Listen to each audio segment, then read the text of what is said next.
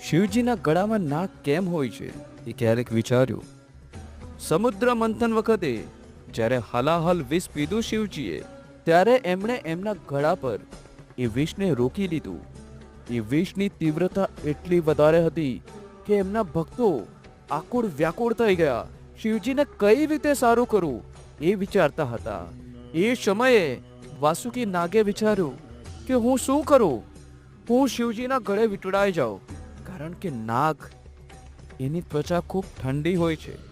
શિવજીને ઠંડક આપવા માટે એમના ગળે વીંટળાઈ ગયા. અને શિવજીએ ત્યારથી લઈને આજ સુધી, આજ કળિયુગમાં પણ શિવલિંગની સાથે તમને નાગ દેખાશે. આ એક ઉત્તમ ઉદાહરણ છે કે શિવજી પોતાના ભક્તોને ક્યારેય પોતાનાથી દૂર નથી કરતા. ધન્ય છે તમને કે તમે શિવભક્ત છો. હર હર મહાદેવ.